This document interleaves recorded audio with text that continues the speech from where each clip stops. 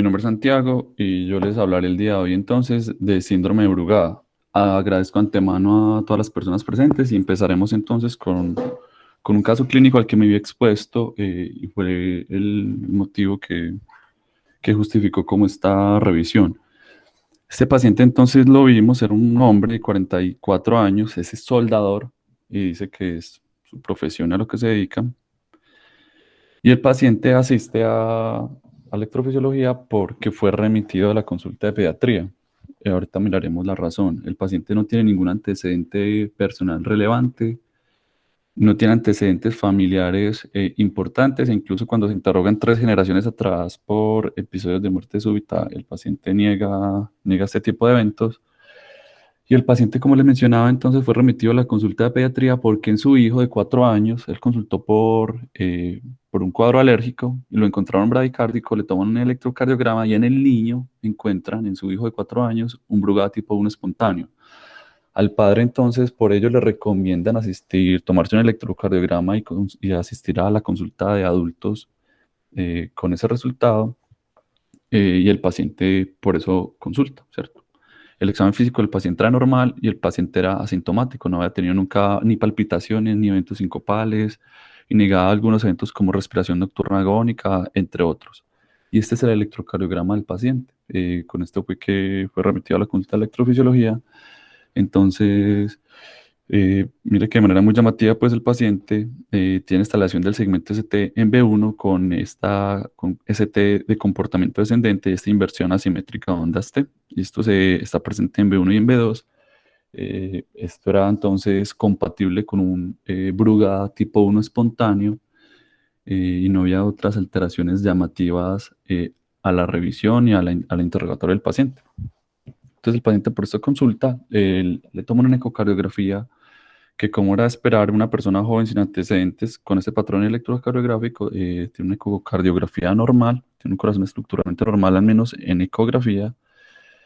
Y la pregunta entonces, ¿qué conducta tomarían? Y es lo que intentaremos dar luces como al respecto de cuál debería ser la mejor conducta que tomar en este paciente. Si simplemente es un hombre joven asintomático que es soldador, y eso es importante porque algunas terapias para el tratamiento del Brugada pueden tener discusiones en este escenario.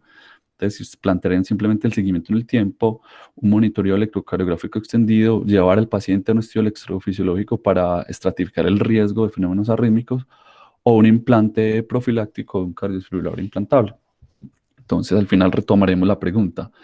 Esta diapositiva muestra las causas de muerte súbita en el mundo y de lejos la enfermedad cardíaca isquémica es la entidad que con mayor frecuencia se asocia a muerte cardíaca súbita.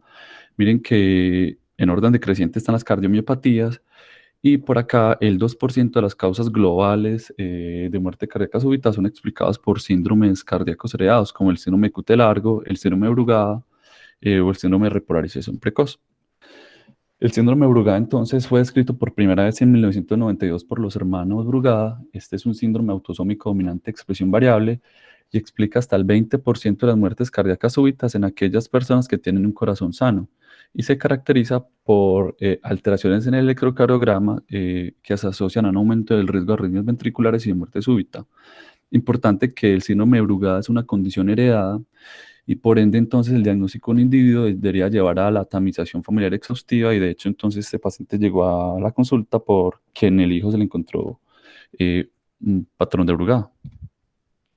Esta es la característica clásica del electrocardiograma. Los pacientes con síndrome de Brugada tienen un hallazgo similar a un bloque de rama derecha con elevación del segmento ST. Vemos entonces aquí el patrón tipo 1, que realmente es el único patrón que es diagnóstico. Vemos que el ST está elevado y esta elevación debe ser más de 2 milímetros. El ST debe ser un ST descendente y esto generalmente se acompaña de inversión de las ondas T. Hay otros tipos de patrones, algunos mencionan que hay un tipo 2 y otros dicen que hay incluso un tipo 3 en el que hay una elevación del segmento ST, pero la característica del ST es en silla de montar y la onda T tiene este aspecto bifásico o positivo. De manera que este es el único patrón que es diagnóstico de la entidad y posiblemente en un cuadro clínico sugestivo, estos patrones deberían intentar estudiarse adicionales para ver si el paciente en algún momento desarrolla un patrón tipo 1, que es en lo que el última diagnostica esta entidad. Importante que en el espectro de los pacientes con síndromes de Brugada, algunos han planteado que existe algo que se denomina un patrón de Brugada, que son aquellas personas que tienen electrocardiograma pero carecen de síntomas, y otros mencionan que hay un síndrome de Brugada, que son aquellos que tienen el trastorno electrocardiográfico en presencia de algún hallazgo clínico como arritmias ventriculares, parada cardíaca aortada o síncope. Esto es cuestionado porque hay grupos, como lo hace la guía de enfermedades cardíacas heredadas, de arritmias heredadas, encabeza la doctora Priori. Ellos en el 2013 dicen que el diagnóstico del síndrome de Brugada es un diagnóstico electrocardiográfico en el que simplemente si hay una elevación del segmento ST con un patrón tipo U en al menos una derivada, y esto ya sea espontáneo o inducido por medicamentos, es suficiente para el paciente decir que tiene un diagnóstico síndrome de Brugada. ¿Y por qué es importante? Ellos simplemente dicen, usted tiene un síndrome de Brugada y usted ya evalúa si el paciente es asintomático o no. Y esto es quizás para darle más importancia al hallazgo electrocardiográfico porque el debut de la enfermedad en algunos pacientes puede ser una muerte súbita. Respecto entonces a la epidemiología de este cuadro, esta gráfica muestra la prevalencia promedio del síndrome de Brugada tipo 1 espontáneo en el mundo en diferentes naciones. Grosso modo, la prevalencia es inferior al 0,2% de la población en el mundo, pero miren que hay un patrón que puede identificarse en la tabla, y es que en aquellos países de localización oriental la prevalencia es muy superior. Miren, por ejemplo, la prevalencia del síndrome de Brugada tipo 1 espontáneo en Tailandia y en algunos otros países orientales como Filipinas, Pakistán, Japón. Compárelo, por ejemplo, con la prevalencia en algunos países occidentales como Estados Unidos y Francia. De manera que, eh, indudablemente, aunque la enfermedad fue descrita por los hermanos Brugada en Europa, esta entidad es mucho más frecuente en países asiáticos, y hay una predisposición genética más relevante en esta población. Y además de la predisposición a tener con mayor frecuencia síndrome de Brugada, las personas de origen asiático también tienen una mayor tasa de eventos. Miren, entonces, como respecto a la tasa global de eventos en pacientes con síndromes de Brugada, aquellas personas que tienen origen asiático tienen mayor probabilidad de tener parada cardíaca aortada o descargas apropiadas de un dispositivo cuando se comparan con la contraparte de los países europeos. Y algo importante también en la epidemiología del síndrome de Brugada es que hay una prevalencia masculina muy importante. Algunos dicen que va de 2 a 8 veces más la frecuencia de aparición del síndrome de Brugada, de manera que hay una influencia importante del género, tanto que los hombres tienen con mayor frecuencia de síndrome de Brugada y parecen tener un peor pronóstico que las mujeres. Respecto a la patogénesis de la entidad, lo que se ha aceptado, hay diferentes teorías de por qué los pacientes con síndrome de Brugada tienen el patrón electrocardiográfico y tienen un aumento en el ritmo, en el riesgo de arritmias ventriculares. Esto es una canalopatía heredada y la mutación más frecuente encontrada son alteraciones en los canales de sodio que disminuyen la corriente de entrada para disminuir el potencial de acción. Hay otras mutaciones que lo que hacen es aumentar el eflujo o la salida de algunas corrientes, como algunas corrientes iónicas de potasio, que también terminan en últimas disminuyendo el potencial de acción. Y estos pacientes con una predisposición genética por una canelopatía generalmente tienen un precipitante, y dentro de los precipitantes se describen clásicamente la fiebre, la hipocaliemia, algunos trastornos electrolíticos, los medicamentos, y es importante esto, el aumento en el tono vagal es importante porque con frecuencia es el disparador de los pacientes, tanto que en el pasado incluso hacían test de ingesta copiosa de alimentos y luego se le hacían electrocardiogramas para intentar para intentar inducir el patrón en aquellas personas en las que se sospechaba. Estos pacientes entonces con Brugada tipo 1, ¿qué ocurre con ellos? Con esta predisposición que tienen, la teoría es que tienen una probabilidad de desarrollar ectopias o extrasístoles ventriculares con un intervalo de acoplamiento muy corto que podrían inducir aparición de arritmias ventriculares como fibrilación ventricular y taquicardia ventricular polimórfica. Y dentro de las teorías de por qué estas personas hacen eso, digamos que no hay una teoría universal aceptada, digamos que estas son las tres teorías más grandes, esta última una teoría unificadora. Algunos mencionan que es un desorden de la despolarización y en especial esta alteración de la despolarización se encuentra en el tracto de salida del ventrículo derecho. Esta alteración de la despolarización selectiva del ventrículo derecho entonces pudiera explicar los hallazgos del electrocardiograma, y esto se soporta en algunos hallazgos como algunos pacientes que hacen infartos aislados del ventrículo derecho pudieran tener un patrón electrocardiográfico similar al de un síndrome de Brugada. Y ahora que algunos grupos hacen ablación de la fragmentación del QRS en en el tracto de salida del ventrículo derecho de pacientes con Brugada cuando hay refractariedad a la terapia o hay descargas múltiples a pesar del manejo médico. Esto soporta la idea de que hay una alteración en la despolarización del tracto de salida del ventrículo derecho, que digamos que es la estructura que se presume está enferma en esta población. Eh, Hay teorías que hablan de que esto se trata de un fenómeno de la repolarización y como les mencionaba, entonces hay una alteración, hay una disminución en las corrientes de entrada a la célula, en especial en estos canales iónicos de sodio, aunque algunas mutaciones se han encontrado en las corrientes de flujo de salida de los canales de potasio. Y esto entonces disminuye la amplitud del potencial de acción que se logra en el epicardio, en especial en el epicardio de los pacientes con Brugada en el tracto de salida del ventrículo derecho.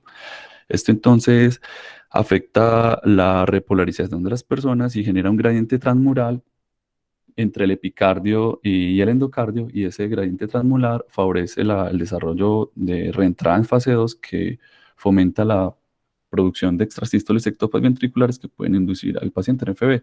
Y por último, hay algunas personas que tienen una teoría integradora que dicen que el tracto de salida del ventrículo derecho de los pacientes con síndrome de Brugada tiene un origen diferente, que esto se origina en células de la cresta neural y por este origen embriológico diferente y una expresión anormal de conexinas y de iones en estas estructuras del tracto de salida del ventrículo derecho, la repolarización y la despolarización de esta estructura pudiera alterarse. Importante que, como les mencionaba, esto es una enfermedad genética, es autosómica dominante y hablaremos un poco de ello. Importante que hay muchas mutaciones patogénicas que pueden localizarse en algunos genes desconocidos y conforme aumenta el conocimiento de la enfermedad se escriben algunos locus adicionales. Muy importante que la penetrancia es incompleta y puede ser de expresión variable, de manera que hasta en el 60% de los pacientes con síndrome de Brugada, ellos son el caso índice o el debut de la enfermedad y no hay otros familiares afectados. De manera que no tener un familiar afectado no quiere decir nada. Usted simplemente puede ser el debut de la enfermedad en su núcleo familiar. Y algo importante que hace difícil el estudio genético de los pacientes con síndrome de Brugada es que al parecer muchos de los genes que se pueden encontrar asociados a la mutación pueden no ser directamente responsables de este patrón electrocardiográfico. Y muy importante este dato, y es que cuando se estudia con un estudio genético extenso a los pacientes con síndrome de Brugada, en el mejor de los casos el rendimiento de las mutaciones genéticas llega a un 30 o máximo un 50%, de manera que la mayoría de personas con síndrome de Brugada no tienen una mutación genética que explique la alteración de ellos, posiblemente porque aún desconocemos la enfermedad o desconocemos todo el abanico de canalopatías o mutaciones que pudieran explicar este síndrome. Estas son algunas de las mutaciones que se han descrito, como les mencionaba, las más aceptadas como potencialmente causales son aquellas originadas en los canales de sodio y quizás esta mutación en el canal 5A de sodio es la que con mayor frecuencia se atribuye en los pacientes con síndrome de Brugada, pero miren el rendimiento diagnóstico de la búsqueda de esta mutación. Está presente en cerca del 28% de los pacientes y hay mutaciones que van disminuyendo en orden decreciente en canales de calcio y canales de potasio con un rendimiento diagnóstico muy inferior. Algunas personas piensan que esta quizás es la única mutación que fuertemente está asociada con el síndrome genético y que las otras posiblemente son asociaciones espurias con el síndrome de Brugada.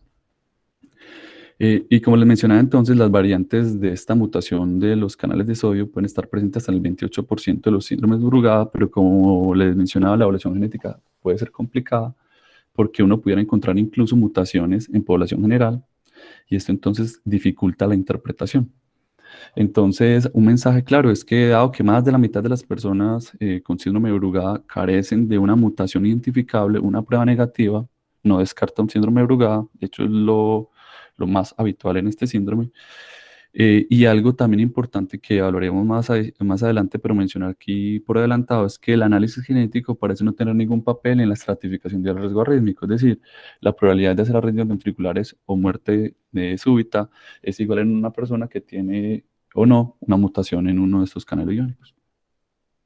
Y estas son las recomendaciones entonces de cuándo hacer pruebas genéticas en los pacientes con síndrome de Brugada. Digamos que la recomendación fuerte es eh, cuando se conozca una mutación específica en un caso índice, en un familiar, se recomienda hacer a sus parientes una vez identificada esa mutación en el caso índice pruebas genéticas para definir si ellos portan o no la mutación.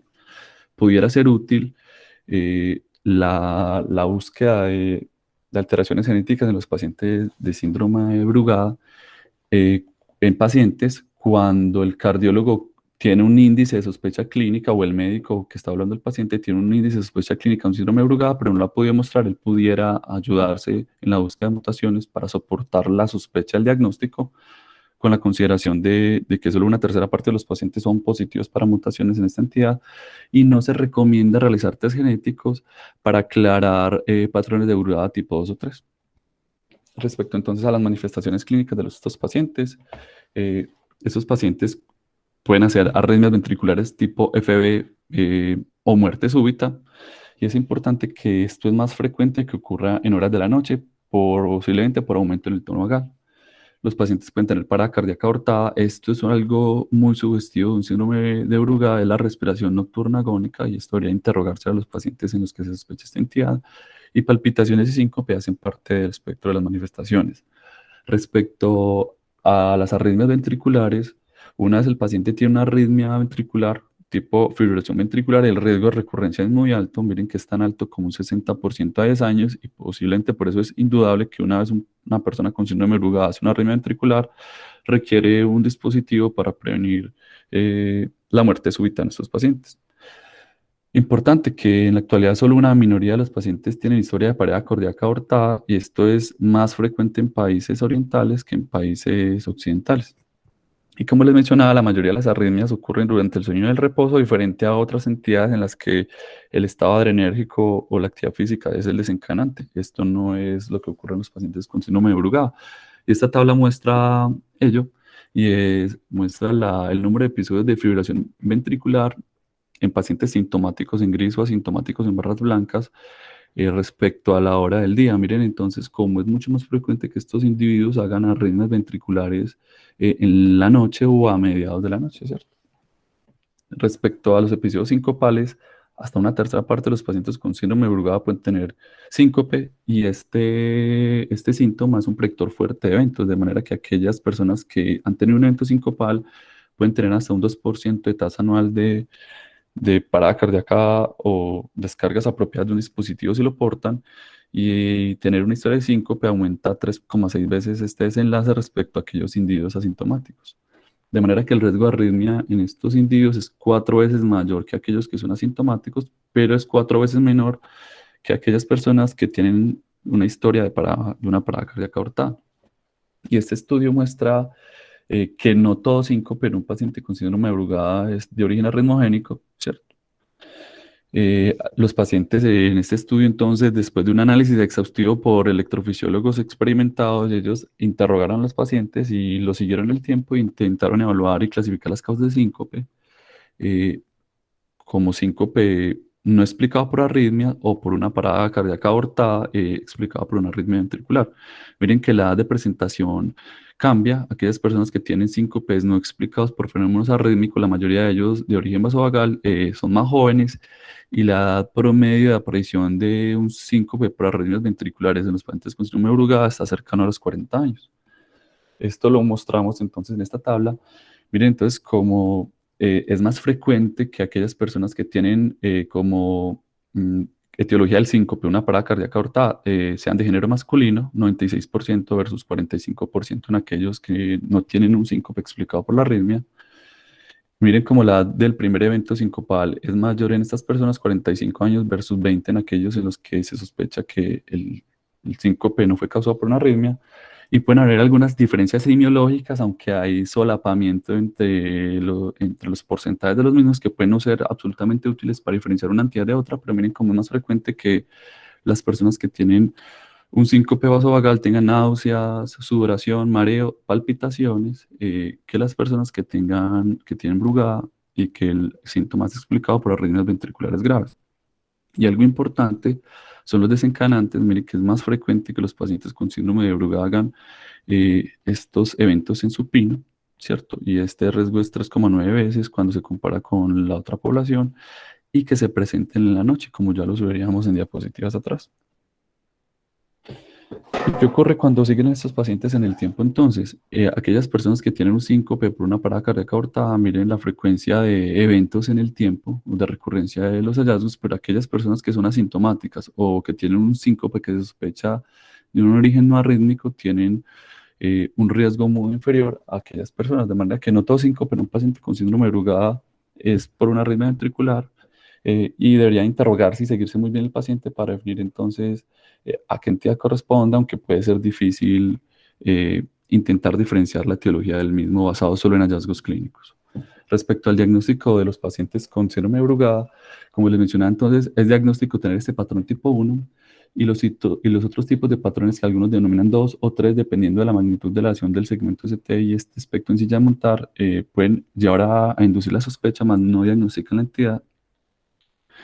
¿Qué debería hacerse entonces con estos pacientes en los que se sospecha que tienen un patrón no diagnóstico? Lo ideal sería llevar o a un monitoreo extendido de un patrón electrocardiográfico para evaluar si el paciente espontáneamente hace un Brugada tipo 1 o llevarlo a un test de inducibilidad con bloqueadores de canales de sodio, algo no disponible en nuestro medio para evaluar si se hace manifiesta la canalopatía. Algo relevante es que en estos pacientes que tienen esos patrones no diagnósticos, algunas entidades como un bloqueo de rama derecha incompleto o un patrón de un corazón de un atleta pueden ser similares a un Brugada tipo 2 o tipo 3 y se proponen que algunos hallazgos del electrocardiograma pudieran ayudar al clínico a diferenciar si esto sugiere la presencia de un síndrome de Brugada o no. De manera que tener un ángulo aumentado, un ángulo beta aumentado, en este caso más de un 58%, sugiere que esto es más por una canalopatía y un eventual síndrome de Brugada que por un patrón benigno en el corazón. Y algunos proponen hacer algunas mediciones electrocardiográficas y es trazar desde el vértice de la lesión del segmento ST, eh, trazando una tangente por el ángulo de la pendiente descendente del mismo y medir la base del triángulo que se forma. Si esta base es amplia, sugiriendo que el ángulo también es amplio, es decir, si es más de 4 milímetros, esto orienta más hacia un eventual síndrome de Brugada que hacia un patrón benigno, en especial con corazones del atleta, que pueden ser difíciles de diferenciar. Y dentro del diagnóstico de los pacientes con síndrome de Brugada hay que tener diversas cosas en mente. Una es que la posición del electrodo puede modificar el rendimiento diagnóstico. Dos es que este patrón es intermitente, entonces pueden haber variaciones en la manifestación de la alteración electrocardiográfica, eso hay que tenerlo presente. Les mencionar esto que se llama un puntaje de Shanghái, que es algo que surgió de recomendación de expertos y aunque es debatido, pudiera ser útil para el diagnóstico de la entidad y por último el rendimiento y cómo se interpreta el test farmacológico para bloquear canales de sodio e inducir patrones de Brugada en personas en las que se sospecha. Entonces, algo muy importante es la posición de los electrodos en los pacientes con síndrome de Brugada y que se ha visto que tomar derivadas electrocardiográficas en espacios intercostales más altos de lo estándar, en el tercer espacio intercostal o en el segundo espacio intercostal, pudiera aumentar el rendimiento de los pacientes con síndrome de Brugada. Y posiblemente esto es lo que muestra esta gráfica. Esto muestra un Brugada tipo 1 espontáneo en un paciente en la posición estándar, en el cuarto espacio intercostal. Y esto es un paciente que tiene un patrón para nada concluyente, pero cuando se elevan las derivadas electrocardiográficas en el tercero y en el segundo espacio intercostal, aparece la alteración electrocardiográfica diagnóstica. Entonces, esto tenemos que tenerlo presente. Y este estudio, digamos que hace una verdad muy elegante de qué relación hay entre la localización del tracto de salida del ventrículo derecho por resonancia y el patrón electrocardiográfico en pacientes que tienen un Brugada espontáneo o un Brugada inducido por medicamentos. ¿Y qué encontraron ellos? Acá está entonces la posición del espacio intercostal donde se ponía el electrodo, y aquí está la posición en el tórax donde se ponía, ya fuese para esternal derecho, lo ponían external, es decir, en la mitad del tórax, o para esternal izquierdo. ¿Y qué encuentran ellos? Que en estos pacientes Brugada tipo 1, cuando se toma la derivada estándar, por ejemplo, de tomar en el cuarto espacio intercostal, en el espacio parasternal izquierdo, la sensibilidad para diagnosticar en estos Brugada tipo 1 espontáneo, la alteración electrocardiográfica era del 70%, pero si uno eleva la derivada, miren que el rendimiento en este estudio con pequeños pacientes aumenta hasta en un 30%. ¿Y por qué? Ellos lo correlacionan con los hallazgos de la resonancia, entonces miren que aquí está el tracto de salida del ventrículo derecho, Miren que en esta localización paraesternal derecha hay una alteración del electrocardiograma no concluyente para un síndrome de Brugada. En este caso, cuando el electrodo está más cerca al tracto de salida del ventrículo derecho en un paciente con un síndrome de Brugada, mire que se hace manifiesta la alteración electrocardiográfica. Y esto se ve en este segundo caso. Miren que en esta localización el electrodo paraesternal derecho muestra la alteración, de manera que la relación que tenga la posición del electrodo respecto al tracto de salida del ventrículo derecho parece influir en la expresión electrocardiográfica y aumentar el nivel de la monitoría electrocardiográfica, mejora el rendimiento de estos pacientes. Y surgiría entonces la pregunta de si es lo mismo entonces diagnosticar un Brugada en personas tomando derivadas más altas o no, y la respuesta es, tienen una igual tasa de eventos. Miren entonces aquellos pacientes en línea puntea a la que se le toma una derivada estándar que tienen un Brugada tipo 1 espontáneo, y miren cuando se toma en una posición más alta los electrodos en la línea continua, miren que la tasa de eventos no varía entre una entidad y otra, de manera que diagnosticar síndrome de Brugada en derivadas más altas, uno, aumenta el rendimiento diagnóstico, de dos, y confiere el mismo factor pronóstico a largo plazo que los pacientes con un Brugada tipo 1 espontáneo. Otra de las entidades a tener presentes es que este electrocardiograma de estas personas puede ser variable, y miren que puede ser tan variable como una semana. Esto es un mismo paciente, miren 5 de febrero, 7 de febrero y 13 de febrero, y miren por ejemplo esta derivada de 2, miren cómo el patrón electrocardiográfico pasa en una semana de un patrón completamente concluyente y sugestivo a un patrón que es inconcluyente o que pudiera ser pasado por alto. Entonces esta intermitencia en la expresión electrocardiográfica debe tenerse presente, y eso debe tenerse presente para el seguimiento y para el diagnóstico de los pacientes. Y este estudio muestra la prevalencia de síndrome de Brugada tipo 1 en pacientes a los que se les tomaba Holter de 12 derivadas, es decir, no era el Holter convencional, y mostraban cómo era el comportamiento en el tiempo. Entonces miren que aquellas personas que tenían un síndrome de Brugada espontáneo, la mayoría de los pacientes tenían un patrón electrocardiográfico intermitente, el 57% de ellos, y solo un 12% tenían un patrón de Brugada persistente en el electrocardiograma. De manera que la mayoría de los pacientes o tienen patrones no diagnósticos en el seguimiento electrocardiográfico a largo plazo, o tienen intermitencia en el mismo, y esto debería tenerse presente a la hora de interpretar o estudiar a estos pacientes. Y miren de nuevo, esto muestra la hora del día en el que el patrón electrocardiográfico aparecía en el Holter. De nuevo, miren cómo en la tarde y en la noche es mucho más frecuente encontrar las alteraciones del electrocardiograma que en el día, que es donde habitualmente nosotros hacemos los estudios diagnósticos en un paciente cuando no hacemos monitoreos extendidos. Les mencionaba que pueden hacerse test farmacológico, y esto se hace cuando se sospecha un síndrome de Brugada en ausencia de un Brugada tipo 1 espontáneo, y para ello entonces se recomienda hacer pruebas con bloqueantes de los canales de sodio. ¿Cuándo se considera positiva esta prueba? Cuando uno obtiene un patrón tipo 1, y estas son algunas recomendaciones para suspender la prueba en personas que se hace este reto farmacológico. ¿Con qué medicamentos se hace la prueba? Se usa flecainida, procainamida o agmalina, que posiblemente la agmalina es el medicamento de elección, y estos deberían usarse en prescripciones venosas. Importante que nosotros no tenemos ningún antiarrítmico de estos en presentación parenteral para hacer una prueba de bloqueantes de canales de sodio, y posiblemente el único bloqueante de canales de sodio disponible nuestro, que es propafenona, que es un bloqueante 1C, no tiene un protocolo con reto oral para evaluar, o se desconoce el rendimiento del mismo para evaluar qué tasa de inducibilidad de Brugada tipo 1 tiene en esta población. Entonces, ¿qué ocurre en estos pacientes? Miren, por ejemplo, este individuo que tiene un Brugada tipo 2, es decir, tiene un patrón electrocardiográfico no concluyente. Por ejemplo, este individuo tiene un patrón no concluyente, y cuando se somete a un test de reto con agmalina, la aleación del ST se hace mucho más marcada, y el paciente induce un Brugada tipo 1, de manera que en este caso el reto farmacológico ayuda al diagnóstico de la entidad. A pesar de ello, eh, el diagnóstico del reto con bloqueantes de canales de sodio no es perfecto, y en este estudio, que toman como estándar de oro el comportamiento clínico y la presencia de mutaciones en este canal de sodio, que encontraron que un test con flecainida tiene una sensibilidad imperfecta, y en este caso el 77% para el diagnóstico, cuando se usaba como estándar de referencia una valoración clínica más la presencia de una mutación positiva. De manera que hay que tener presente que si bien el reto farmacológico pudiera ser útil, hay pacientes que pueden escapar a la detección aislada de la misma. Y como les mencionaba, en la fase del diagnóstico, esto fue una propuesta que hacen algunos autores, una recomendación de expertos. De hecho, está poco validada y es usar un sistema de puntuación diagnóstica que se llama Score de Shanghai para el diagnóstico de síndrome de Brugada.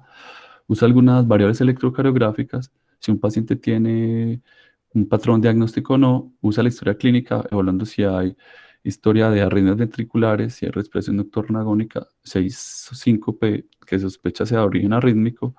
Y miren, importantes estos datos, si hay fibrilación auricular o flotter en personas jóvenes sin una historia alternativa. Brugada puede ser el debut o la entidad subyacente en esta población. Debería interrogarse la historia familiar en primer grado y los episodios de muerte súbita sospechosa, es decir, que sean desencadenados por factores que frecuentemente se reportan en pacientes con Brugada.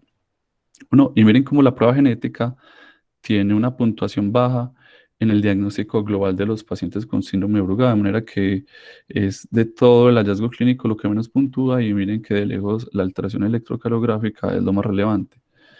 Entonces, ¿cómo se interpreta este puntaje? Ellos proponen, estos son unos cortes arbitrarios que ellos dan, es que si uno tiene más de 3,5 puntos, esto se trata de un Brugada probable o definitivo, de manera que miren que la presencia de un Brugada tipo 1 en un electrocardiograma, ya sea con una derivada estándar o una derivada alta elevada, hace diagnóstico de la entidad. Cuando esto no se cumple, deberían intentarse interrogar la historia familiar y evaluar el fenómeno clínico de los pacientes para evaluar si el paciente tiene un Brugada o no. En nuestro paciente en particular, él tenía un Brugada tipo 1 espontáneo, esto le da un punto de 3,5 puntos, y el hijo tenía un patrón de Brugada tipo 1 también, de manera que es indudable, pues en nuestro caso, que la persona tenía esta entidad. Importante que puedan haber diagnósticos diferenciales que tienen alteraciones electrocardiográficas similares. Miren, entonces, un Brugada tipo 1, como se ve en un trazado electrocardiográfico, esto es un Brugada tipo 2, un patrón no diagnóstico, pero miren que algunas entidades que modifican el tracto de salida del ventrículo derecho, como el pectum excavatum que comprime esta estructura, como el corazón de los atletas, un bloqueo de rama izquierda o incluso la cardiomiopatía remogénica del ventrículo derecho, pudieran tener alteraciones electrocardiográficas similares que pudieran elevar o hacernos confundir en la interpretación de estos casos. Y esto es otra de las causas que pudieran llevar a confusión y es esto, es un patrón, esto es un hombre con Brugada tipo 2 y esta es una mujer hipertensa en la que se le cambian los filtros para la interrogación del electrocardiograma, o sea, se toman con un filtro diferente y el solo cambio del filtro pudiera llevar a algunos patrones que pudieran modificar y generar una sospecha diferente en esta población. Importante que pueden haber algunas condiciones que se me han Brugada sin serlo, y de estas condiciones en el escenario agudo pues, está la isquemia aguda, en especial del ventrículo derecho, la angina de Prismeta, el paro miocarditis, embolia pulmonar, entre otras entidades, y pueden haber algunas condiciones crónicas como los bloqueos de rama, la hipertrofia ventricular izquierda, la hipertensión pulmonar, ya hablamos de las modificaciones mecánicas del tracto de salida del ventrículo derecho como el pectum excavatum, el corazón de atleta, entre otros. Y por último, mencionaré esta terminología que a veces genera confusión y es que es un síndrome de Brugada y que es una fenocopia de Brugada. Digamos que fenocopia de Brugada es un término que se introdujo para la alteración electrocardiográfica compatible con un síndrome de Brugada, eh, con una entidad no explicada por una canalopatía que es reversible luego que resuelve la entidad causal. Entonces, los pacientes con síndrome de Brugada se caracterizan por tener la morfología con un patrón tipo 1 o 2, no tiene una condición de base identificable que explique la alteración electrocardiográfica, ellos tienen una canalopatía que la genera y tienen una probabilidad pretest alta de tener esa entidad, ya sea por los síntomas, la historia médica o la historia familiar. Esto ayuda a soportar la idea. Estos individuos generalmente tienen una prueba positiva en los bloqueantes de sodio y el test genético tiende a ser positivo o negativo. Ya vimos que el rendimiento de los estudios genéticos en Brugada es bajo. Por el contrario, los pacientes con una fenocopia Brugada no tienen una canalopatía, simplemente tienen una condición estresante aguda que pudo generar un patrón electrocardiográfico similar. Estos tienen una condición identificable y el EKG resuelve con la mejoría de la condición. Aquí la causa más frecuente son trastornos metabólicos e hidroelectrolíticos. Ellos en general tienen una baja probabilidad pretest para un síndrome de Brugada, que carecen de síntomas, no tienen una historia médica y no tienen una historia familiar. Y algo importante es que teóricamente, o para uno decir que eso es una fenocopia Brugada, deberíamos tener una prueba con bloqueantes de canales de sodio negativo. Y el análisis genético en esta población pues es negativo, yo no tengo una canalopatía, aunque esto no es mandatorio para decir que estamos hablando de una fenocopia. Y por último entramos como a la parte más cuestionada y más difícil en el abordaje de los pacientes con síndrome de Brugada, y es la estratificación del riesgo. Y posiblemente en los espectros de la enfermedad, en los extremos de la enfermedad es simple. Cuando una persona se presenta por una parada cardíaca aortada, es fácil decir que tiene una indicación de un desfibrilador implantable en aquel individuo que tiene un Brugada tipo 1 solo inducido por medicamentos y que no tiene otro factor de riesgo. Posiblemente es fácil decir que se va a someter a seguimiento en el tiempo sin ninguna otra intervención, pero en aquellos individuos como el nuestro que tiene un Brugada tipo 1 espontáneo, que tiene un hijo comprometido también, es más difícil tomar la decisión de qué hacer. Y de ahí surge entonces la estratificación del riesgo. Importante que estratificar el riesgo en los pacientes con síndrome de Brugada es difícil, y en la última década se han logrado pocos avances en la estratificación del riesgo de estas personas. De manera que se ha usado tradicionalmente un esquema de estratificación desarrollado hace 2 décadas en los que los síntomas y la presencia de síndrome de Brugada tipo 1 espontáneo ha dominado la indicación o no de hacer estudios o intervenciones adicionales. Digamos que algunos factores de riesgo que frecuentemente se aceptan como estratificadores del riesgo es tener un Brugada tipo 1 espontáneo. Esto, miraremos, se asocia a mayor riesgo de eventos en esta población. Tener historia sincopal explicado por fenómenos arrítmicos, evidentemente tener una parada cardíaca aortada. Algunos proponen que la variabilidad de la onda T pudiera sugerirlo, tener un periodo refractario del ventrículo izquierdo cuando el paciente se lleva a estudios electrofisiológicos bajo, sugiere que este paciente pudiera tener más riesgo. Y algunos mencionan que la fragmentación del QRS y un patrón de repolarización precoz en las derivadas de la cara inferior lateral también se asocian a un mayor riesgo. El problema es que estos hallazgos varían de estudio a estudio y no son consistentes, de manera que no son fuertemente aceptados. ¿Y cuáles son controversiales? Uno, la historia familiar. De manera que la historia familiar de muerte súbita en la mayoría de cortes no es un factor pronóstico. En las cortes del doctor Pedro Brugada sí lo es. Y la inducibilidad de arritmias ventriculares en un estudio electrofisiológico, que lo trataremos con mayor detalle. Entonces, algunos hallazgos del electrocardiograma que pueden ayudarnos a sugerir que este paciente tiene un mayor riesgo de fenómenos arrítmicos está uno, la fragmentación del QRS, como muestra esta gráfica. Diversos estudios han encontrado que esto pudiera sugerir un mayor riesgo de fenómenos arrítmicos en esta población. Tener un patrón de repolarización precoz en las derivadas de la cara inferior también, tener ondas S profundas en D1, sugiriendo que hay una activación tardía del tracto de salida del ventrículo derecho, parece también tener un factor pronóstico. Hacer FA o disfunción del nodo sinusal también se asocia a peores desenlaces en Brugada. Y como les mencionaba, algunos sugieren que el estudio electrofisiológico positivo, tener un periodo refractario del ventrículo menor a 200 milisegundos, se asocia a un mayor riesgo de fenómenos embólicos. Esto como hallazgos electrocardiográficos o del estudio electrofisiológico. Y algunos metaanálisis muestran entonces qué variables se relacionan con un mayor riesgo de tener eventos. Miren, entonces como la historia de síncope o parada cardíaca aortada indudablemente estratifica el riesgo. Cómo ser hombre versus ser mujer parece conferir un mayor riesgo. La historia familiar, como les dije, es dudosa y algunos estudios encuentran que está asociado, otros no. Por ejemplo, en este metaanálisis no había una asociación entre la historia familiar de parada cardíaca aortada y la probabilidad de tener mayor riesgo de fenómenos arrítmicos. La inducibilidad del estudio electrofisiológico en este metaanálisis en particular no tuvo una asociación, y tener un Brugada espontáneo, como es el paciente que estamos discutiendo, versus el Brugada de un paciente que se induce por medicamentos, también se asocia a una mayor probabilidad de tener fenómenos arrítmicos. Y mire cómo tener la mutación identificada no parece conferir un mayor riesgo de este desenlace. Respecto al estudio electrofisiológico, para estratificar el riesgo de estos pacientes es altamente cuestionado, y les mostraré como los 3 o 4 estudios más grandes que han intentado evaluar si esto es útil o no para estratificar a esta población. Este estudio fue publicado en el 2015. El autor principal aparece como Cieira, pero detrás está el senior del estudio, que es el doctor Pedro Brugada, que todas las publicaciones de este autor, el senior es el doctor Pedro Brugada, y ellos, si bien la primera publicación del papel del estudio electrofisiológico, que se asociaba como un predictor significativo de arritmias ventriculares, el doctor Pedro Brugada la hace en el 2003. Ellos hacen una extensión del seguimiento de su corte y la presentan en este estudio, en el seguimiento a 20 años de experiencia. Entonces, Es un estudio de 400 pacientes, unicéntrico, es el centro de trabajo de ellos en Bélgica, Bruselas, y ellos ingresaban pacientes con un Brugada tipo 1 espontáneo inducido por medicamentos.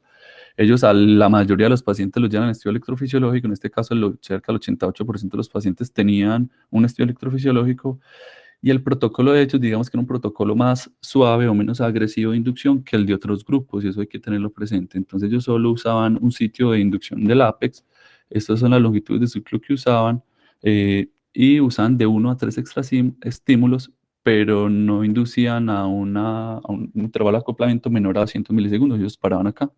¿Por qué? Porque hay grupos que sí siguen hacia abajo buscando el periodo refractario del ventrículo izquierdo. ¿Qué tasa de inducibilidad de arritmias tenían ellos en el estudio electrofisiológico? Uno diría, entonces, si llevan al 100% de los pacientes o al 88% de los pacientes, pues la mayoría se inducen. No, el 18% de los pacientes en la cortella, de ellos eran inducibles en el estudio electrofisiológico, y ellos que querían hablar este desenlace de muerte súbita o descargas apropiadas. ¿Qué encontraron ellos entonces? Que el estudio electrofisiológico sí separaba aquellos individuos en el riesgo de tener una sobrevida libre de eventos, ¿cierto? Entonces aquellos que no eran inducibles tenían una probabilidad mucho menor de tener eventos a largo plazo versus aquellos que son inducibles. Y ellos arrojan un dato que posiblemente es controversial y que no comparten otros grupos, y es que ellos afirman que el doctor Pedro Brugada y sus colaboradores, que este estudio, además de que estratifica el riesgo, tiene un valor predictivo negativo muy alto. Ellos dicen que es del 98%. Otros grupos, como el de la doctora Priori, dice que un estudio electrofisiológico negativo per se no anula el riesgo de fenómenos arrítmicos en el tiempo. Pero estos son hallazgos del doctor Brugada. Como es discutido, esto sale en el 2010, este estudio que se llama el Finger, que es una colaboración entre Francia, Italia, Holanda y Alemania. Involucraron 1000 pacientes, esto ya era un estudio prospectivo multicéntrico. Llevaron el estudio electrofisiológico al 62% de los pacientes. Ellos usaban ya no un solo sitio de estimulación ventricular, sino 2 sitios, y usaban hasta 3 extraestímulos con un intervalo de acoplamiento superior a 200 milisegundos. Miren que la tasa de inducibilidad de este estudio era el doble de la reportada por el doctor Pedro Burgada y Sierra, en este caso es 41%, y este era el desenlace que ellos querían evaluar.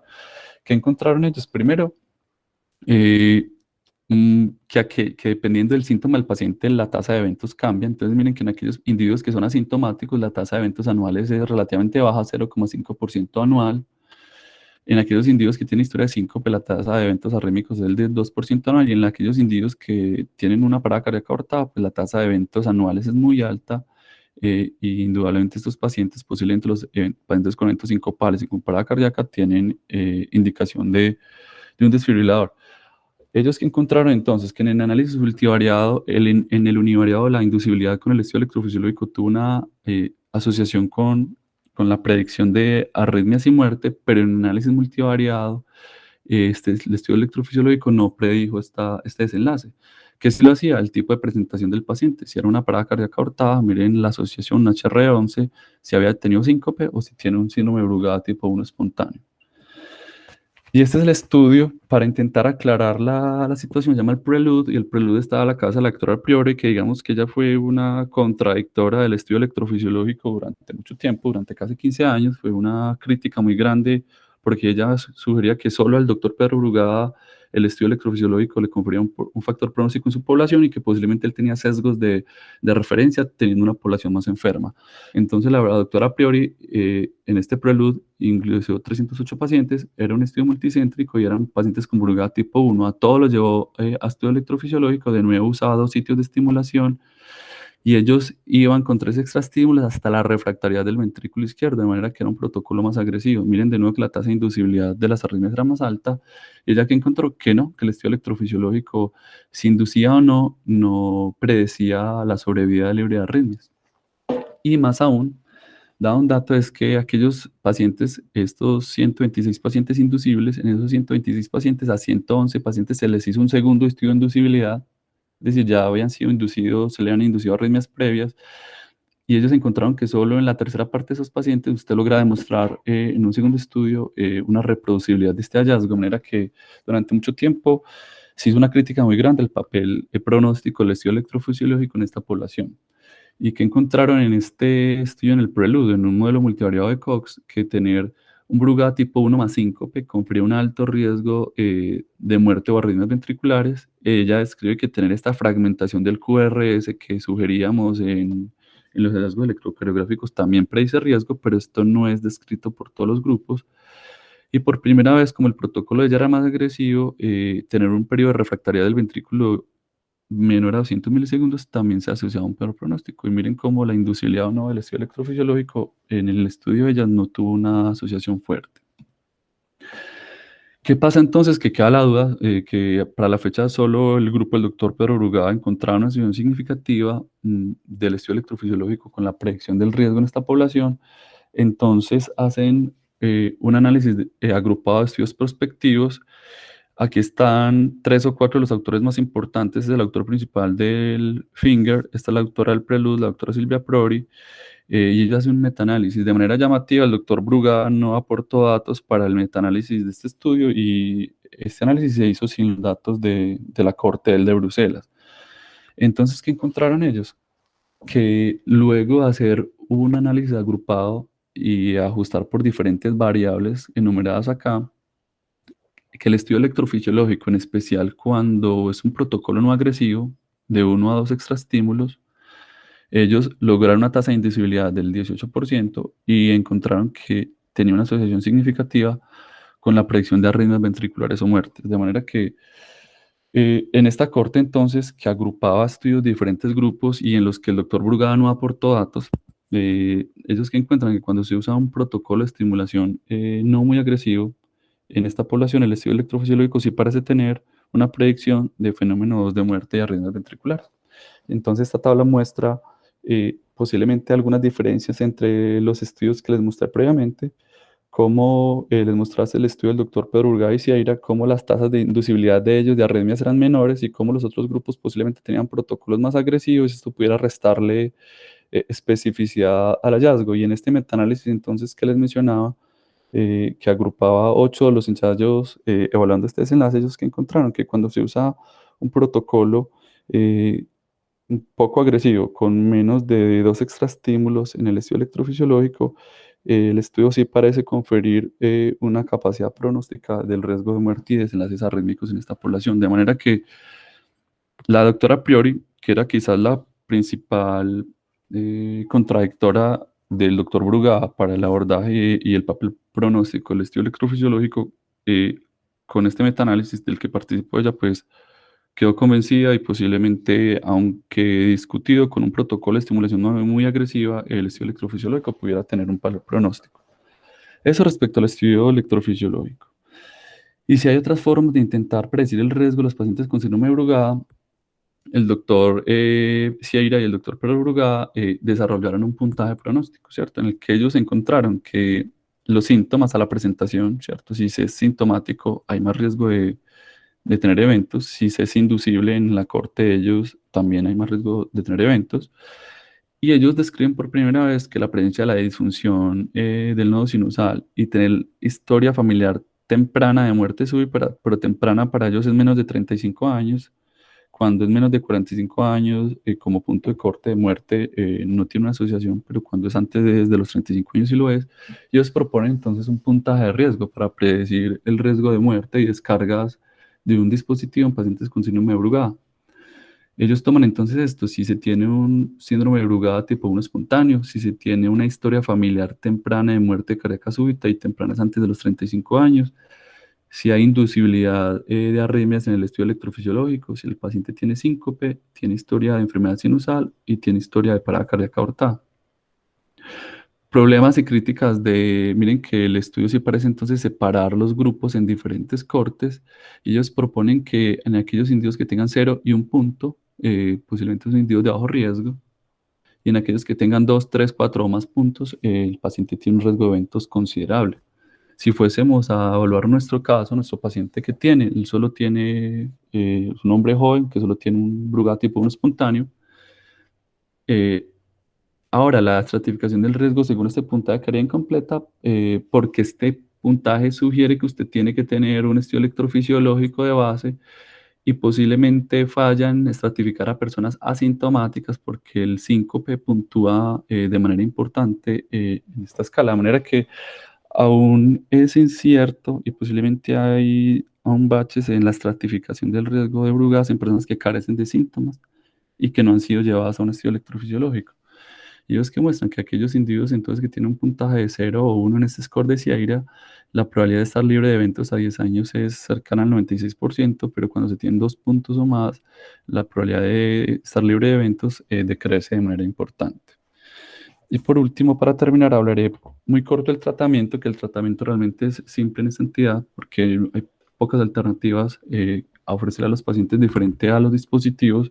Aún es retador y controversial.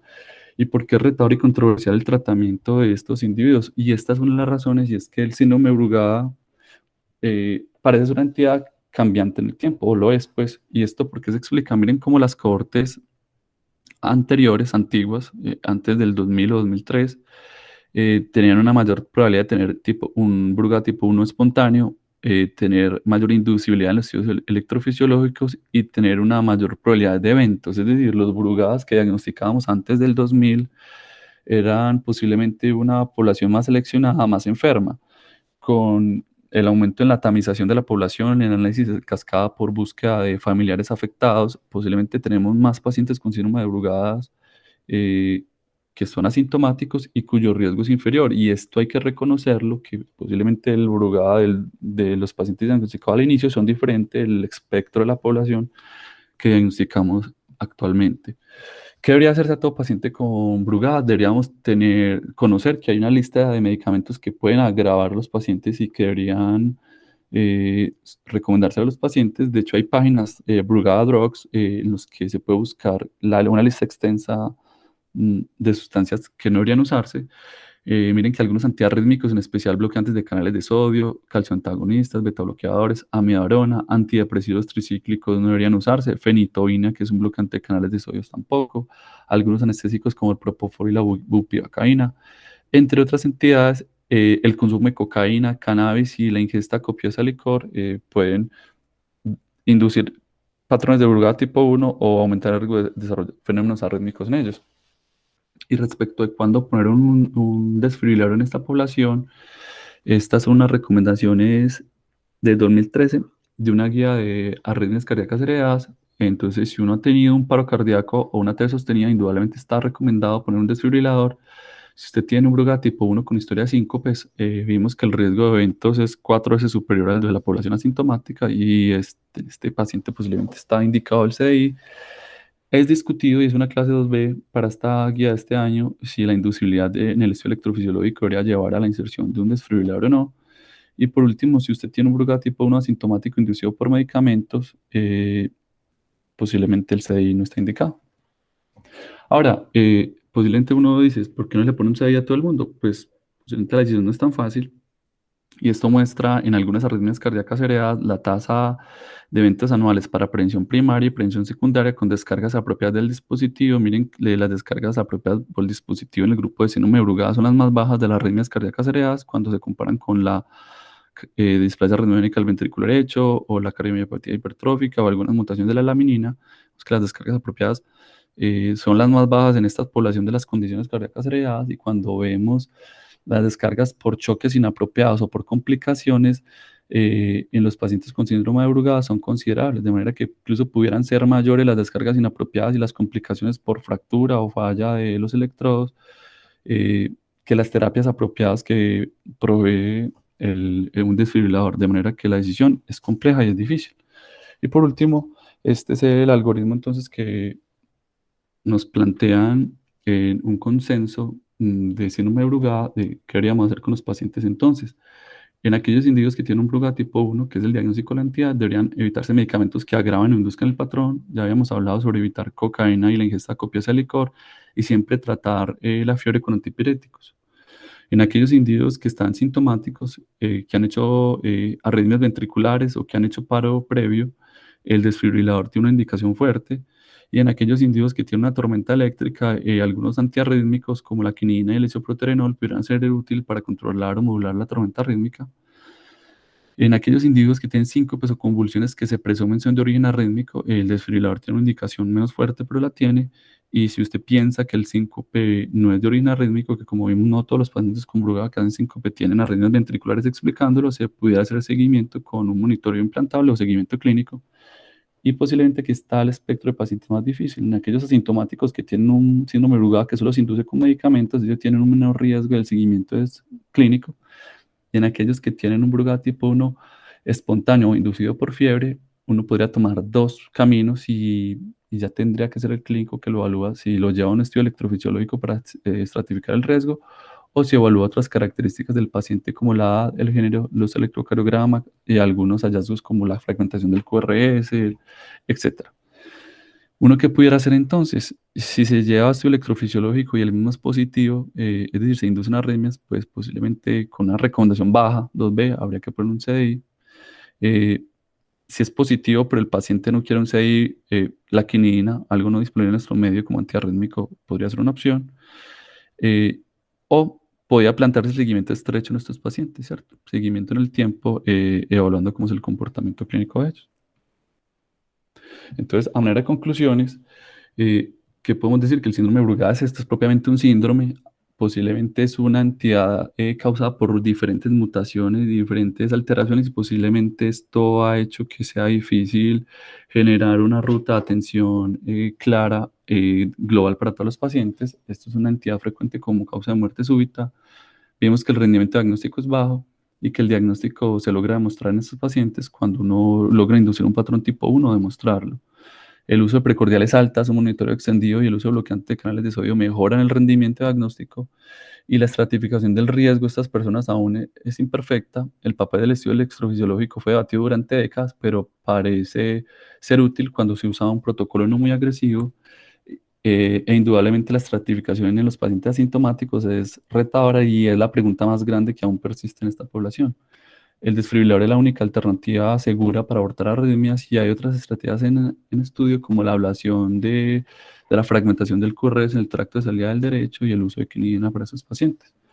Importante que nosotros tenemos algunas limitaciones locales para el abordaje de estos pacientes. ¿Y cuáles son? Que nosotros no tenemos cómo hacer test de bloqueantes de canales de sodio, que no tenemos quinina para ofrecer tratamiento farmacológico en caso de que queramos dar un manejo expectante conservador, que tenemos poca disponibilidad de desfibriladores de implante subcutáneo, porque posiblemente una población joven que no requiere terapia de estimulación antitaquicardia ni terapia de estimulación ventricular, sino simplemente abortar ritmos ventriculares, estos dispositivos de implante subcutáneo podrían tener mejor riesgo-beneficio y que posiblemente nosotros tenemos dificultades para el estudio genético.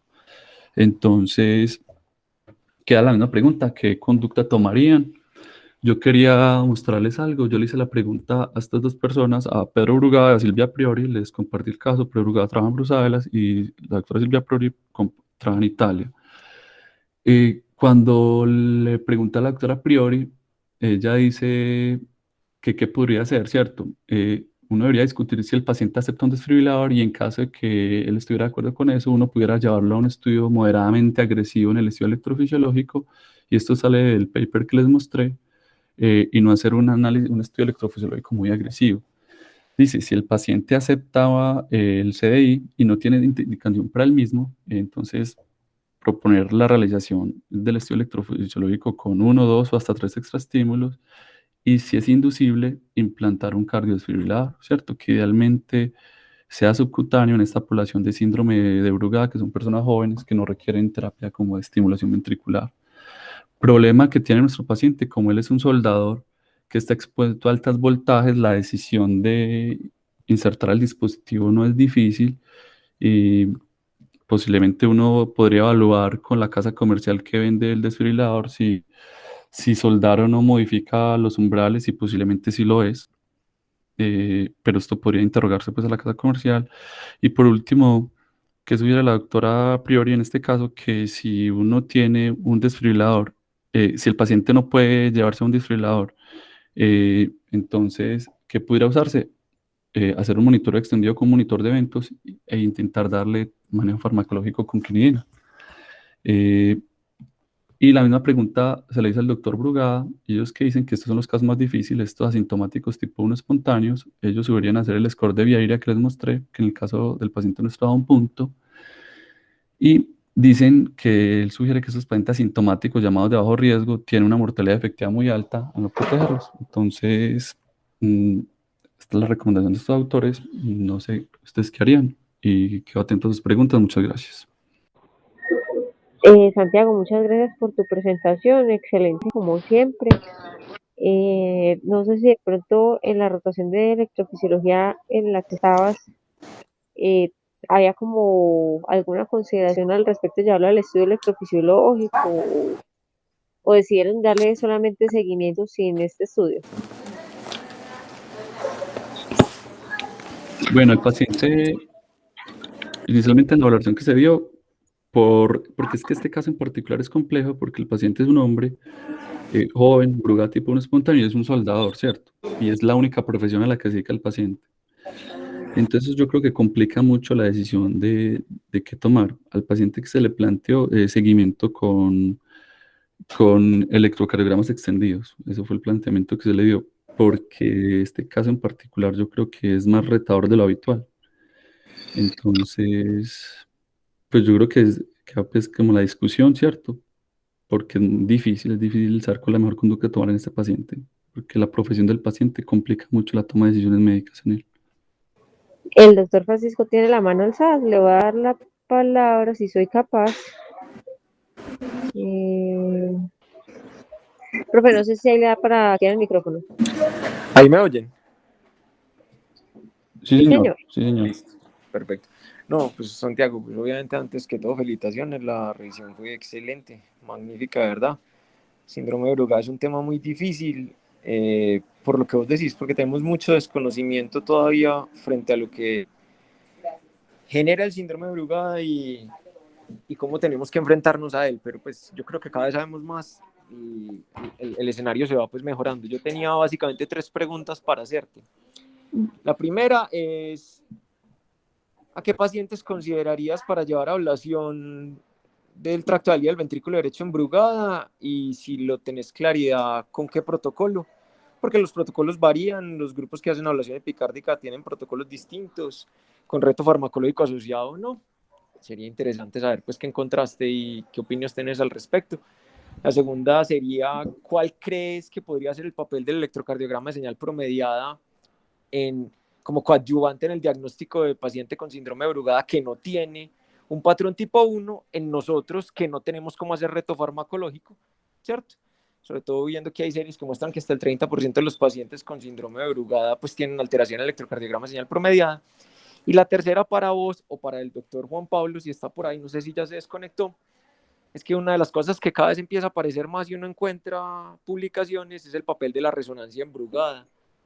Martin Borgroff pues en Alemania, incluso la misma Silvia Priori y la gente del St. George en Inglaterra, en Londres, tienen unas series muy bonitas mostrando cosas, mostrando cómo la alteración en el estrés radial basal, pero medio por resonancia, no por eco, es un predictor de riesgo en Brugada, como la disminución de la fracción de eyección a veces, hay unos grupos que les da que sí, otros que no, lo de dilatación, y aparece por primera vez hace un par de años, yo no sé si hay más, pues no he vuelto a ver, que hay un patrón de realce tardío hasta en el 8 a 10% de los pacientes con Brugada que se puede asociar con mayor riesgo de arritmias a futuro. Curiosamente no es un patrón del realce epicárdico, sino que es un patrón de realce mesocárdico en la mitad de la pared, pero el grupo de St. George pues en Inglaterra encontró eso. Entonces también me interesaría saber si encontraste algo o si el doctor Juan Pablo tiene alguna información nueva a ese respecto. Bueno, profe, gracias por su intervención.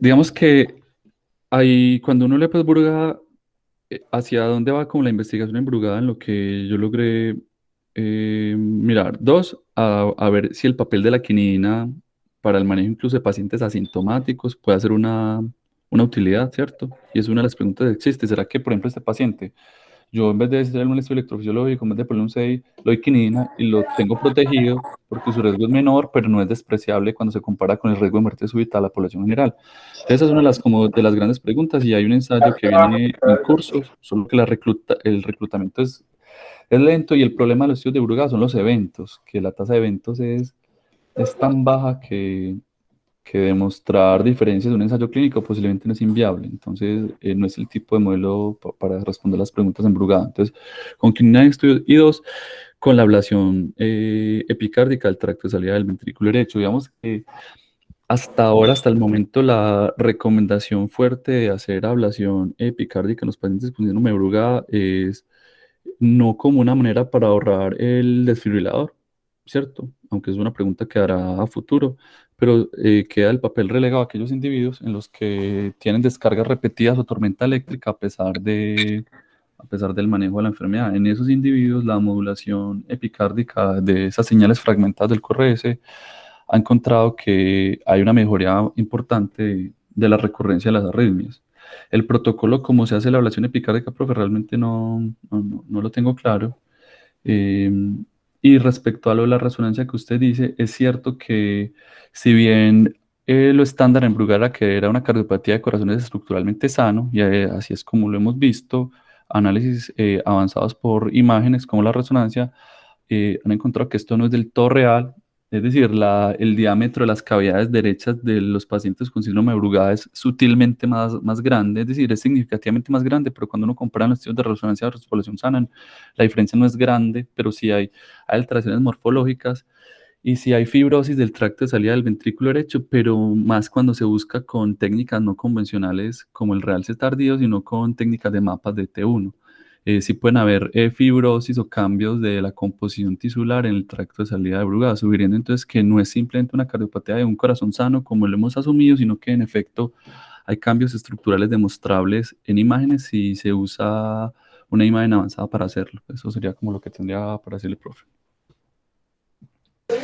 No sé, el doctor Juan Pablo, porque incluso con lo que acabas de decir, el grupo pues de Werner el San George lo que encontró es que el mapeo por T1 no se asociaba significativamente al riesgo de hacer arritmias. O sea, sí tenían alteración en el mapa cuando se comparaba con el control, pero no tenía capacidad de predicción frente al riesgo. Por eso es una cosa que es como un hallazgo que muy bonito, sí tiene alterado, pero no me sirve como instrumento pues de predicción de riesgo. En cambio, el otro, la presencia del realce tardío, a pesar de que eran muy poquitos pacientes, solamente creo que era como el 8%, sí se asociaba un poquito más de riesgo. Entonces, por eso quería preguntarles pues, si habían encontrado alguna otra cosa distinta. Porque una cosa es que a mí me dio una normalidad, pero otra cosa es que esa normalidad me sirva para tomar una decisión, ¿cierto? Que es uno de los grandes problemas que tenemos en Brugada. Uno encuentra normalidades que no le permiten tomar una decisión hacia adelante.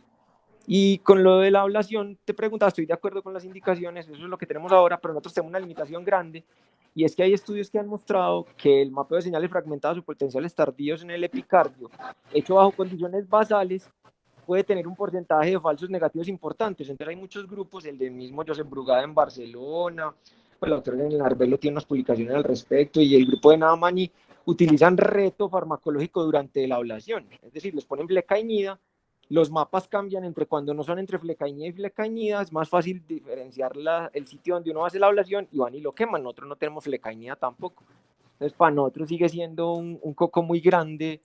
¿Qué vamos a hacer con Brugada? Porque si es un coco para todo el mundo, que tienen con qué, pues es peor para nosotros, que como dijiste ahorita muy bien, las limitaciones que tenemos es muy grandes. Buenos días. Acerca de la resonancia de Brugada, pues lo que hay escrito es poco. Empezó generalmente con un grupo japonés a describir alteraciones estructurales en ventrículo derecho que se correlacionaban con alteraciones electrocardiográficas. Pero al día de hoy probablemente son muy pocos los grupos en el mundo que utilizan la resonancia como para basarse en hacer procedimientos de ablación, pero en nuestro medio no lo hacemos. En lo que me tocó a mí en España tampoco lo realizaban.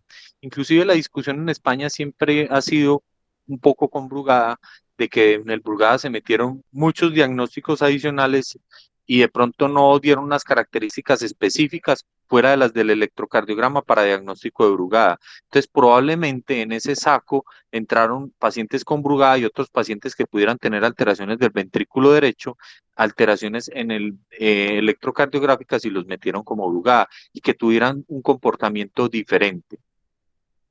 Es por esto que muchos grupos, inclusive el mismo grupo de Brugada, inicialmente no insistió con la resonancia, teniendo la posibilidad de hacer resonancia y estudios por resonancia en estos pacientes, porque ellos decían siempre su teoría que es un problema genético, que está relacionado con un problema genético y con un problema como una canalopatía, más no con un problema estructural. Entonces, por eso, de pronto los grandes grupos de Europa no se metieron tanto en eso, y hay otros grupos en el mundo que están empezando a investigar esto, que el Brugada es de pronto una cosa más amplia que solo la alteración electrocardiográfica, que representa de pronto otras alteraciones del ventrículo derecho, que no es solo es un Brugada.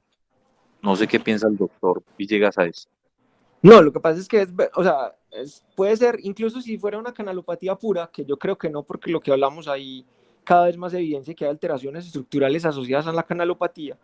El Brugada sí tiene un componente estructural muy importante. ¿Por qué? Porque la expresión de los canales iónicos varía dependiendo del ventrículo y de la región del ventrículo donde nosotros nos encontremos. Entonces, por ejemplo, la expresión de los canales que modifica la corriente transitoria de salida de potasio, la ITO, se da más en el ventrículo derecho que en el ventrículo izquierdo, más en las porciones superiores que en la pared inferior y más hacia las bases que hacia el ápex.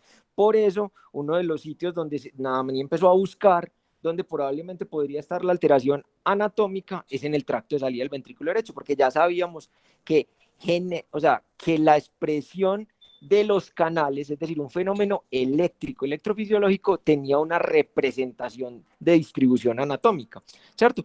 Por eso también ocurre más en los hombres que en las mujeres. Los hombres tienen una mayor expresión de la ITO que en las mujeres. La testosterona aumenta la expresión de la ITO. Los estrógenos, por el contrario, disminuyen la expresión de los canales que son los que median la corriente de repolarización tardía en la fase rápida de potasio. Entonces, por eso es que hay unas diferencias que desde el punto de vista genético, es decir, que desde el punto de vista electrofisiológico parecen que fuera una anomalía pura, pero que se correlacionan con una ubicación estructural. Pero yo sí creo pues que en Brugada no solamente el problema es eléctrico, pues no es una canalopatía pura, porque como les digo, cada vez se encuentran más cosas mostrando que hay alteraciones a nivel estructural como tal, ¿cierto? Aumento en la expresión de colágeno en esos sitios, aumento en los sitios de fibrosis, muestras pues estudios de resonancia que muestran que hay algunos pacientes con reaces tardío. Entonces yo creo que lo que pasa es que todavía nos falta mucha comprensión de lo que ocurre en el fenómeno pues del síndrome de Brugada. Es más lo que no sabemos que lo que sabemos todavía, tristemente. Muchas gracias a todos por la participación. A Santiago, reiterar las felicitaciones.